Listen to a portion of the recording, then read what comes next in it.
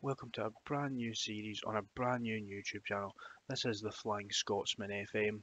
We are here today with Everton in the first of our Let's Play series.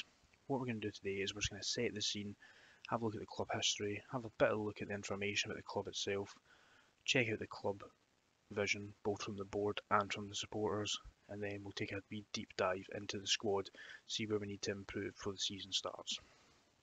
First of all, we're here on the profile page. You can see our media prediction 16th. Not great, but after last season, just narrowly escaping relegation, I think that's fair. You can see along the bottom here, we've got a lot of honours. However, when you look at the Premier League, not won it since '87. The European Cup Winners' Cup was 1985. The FA Cup we've not won since '95. And then Sky Bet Championship, the 30s. The Community Shield, 1995 again. You know, a long time to a trophy, and this is a fan base crying out for trophies.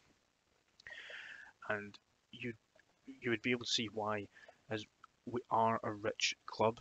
You can see the overall balance here is just under £63 million. However, you could cross here and see transfer budget's only £2 million, and in the wage budget we've only got about £50,000 to spend.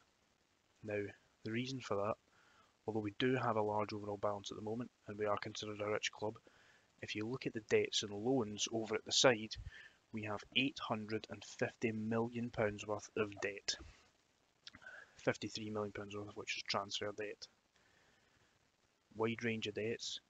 We've got gift loans from the chairman Farhad Mashiri, which total just under £350 million. So if at any point he decides he's just wanting to leave, sell up, we'll need to start repaying that £350 million. Which is a lot of money and about between a third and half of the debt amount that we have. We also have numerous bank loans, the largest of which being £350 million, which we haven't even started paying back yet. That will not be getting paid back until midway through this season. However, if you look at the projections, depending on how you want to look at it, you can see here the balance. You know, at the end of the season, it's expected to be 12 million, season after 3, season after 5 million in the red. However, this changes a lot based on how we perform. However, the thing I usually look at is how much money we're turning over. So it's a slight increase every year based on the projections, which is what we like to see. As well, you like to look at the transfer budget, because I mean we all love transfers, and we're seeing we should be getting a steady amount of money each season. Now we'll go back to the club info page here, and we'll take a look at the facilities of the club.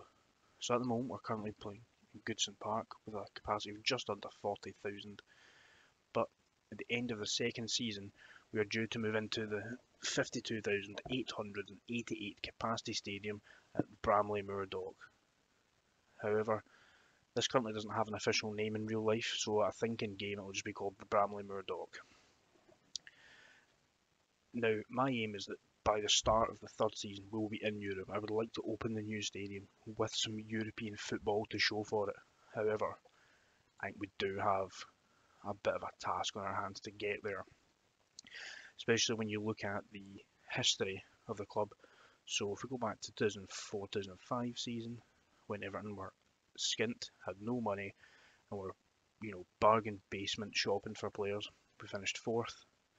Then from there 11th, and then this is when everyone kind of remembers Everton being one of the better teams just outside the top 4. So we finished 6th, 5th, 5th, 8th, 7th, and then another period of 7th up to 5th, and then in recent times it just went down and down. So 2017 finished 7th, then 2 8th place finishes followed by a 12th place in 2020, up to 10th again, and then last year 16th, just narrowly missing out on relegation, thankfully, keeping us up in the final few games of the season. What we'll take a look at now is the club vision. So as we can see here, the board's aims for the season are they want us to finish mid-table in the Premier League. I think that's a fair objective. Not too much pressure on us. I think we can get there. And in the FA Cup and the EFL Cup, they both would just want us to be competitive in these. Preferably, I would like to win a cup at some point in the first couple of years, get another trophy into the cabinet. As well, we can see here we've got the board culture, They would like us to play possession football. They would also like us to play attacking football. They would also like us to not sign anyone over the age of 30 and develop and sign players under the age of 22, which is good. It means they want us to have a nice young squad. Now, one of the newer features of this game is the supporters page. So as you can see here, we've got a breakdown of what type of fans we have at the club. We can also see that they have a high influence on the board, which can be a good thing, but it can also be a bad thing. If you're having a poor run of games, it could see you losing your job quicker than you would normally. The other thing to notice on this page is that the waiting list for season tickets is more than double the amount of actual season ticket holders that we have in the club, which is probably quite an unusual thing for a lot of clubs. However, I think that ticket waiting list will drop right down once they move into the new stadium. Their cultures and expectations are they want us to play entertaining football, they want us to become an established Premier League team, which I would probably say we already are. We've been in the league for a long time, spent most of the semi-recent history in the top half, other than the last couple of years. And they would also like to be competitive against Liverpool, which, as we all know, is easier said than done. What we'll do now is take a quick look at the squad. As you can see, it is a very large squad. However, a lot of these players are out on loan. Some of them are on loan are João Virginia. He might play a part in the future, depending on how he gets on loan at Sporting. Jad Branthwaite is on loan at PSV.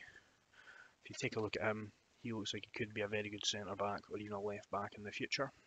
So I'll be keeping an eye on his progress. We also have Jean-Philippe Gbamin away on loan at Trabzonspor. I don't think we'll be keeping him after his loan spell. I think we'll be moving him on. We have Andre Gomes at Lille, another player that we will be looking to sell once he comes back. Dele Alli is an interesting one. Signed in January of this year for Everton, and everyone thought this was a chance for him to come back, after a poor time in recent seasons at Spurs, but he just didn't look up to it, really. He didn't look up to it when he came here. Nathan Broadhead will probably be a player that might even just get released at the end of his loan, and Moise Kean is a player who is on loan at Juventus currently, and he will be leaving, and I think it's 24 million. I'll have a look. Yeah, 24 million pounds we'll get for him at the end of that loan spell. Now, of the players we have on loan, we've got Connor Cody in at the club, and we also have Ruben Vinagre, both of whom we may look at signing if they play well during the loan spell. Connor Cody has a option to buy £4.5 million, which is an absolute steal, especially when you can see that his transfer value is between 31 and 46 million. We'd be daft not to do that, even if just to sign him and then sell him on again to somebody else, make a bit of tidy profit on that. Ruben Vinagre is probably going to be our second choice left back this season. He can play all the way up the left hand side, which means he might feature further up the field if things go wrong at the top, if we get a couple of injuries or suspensions.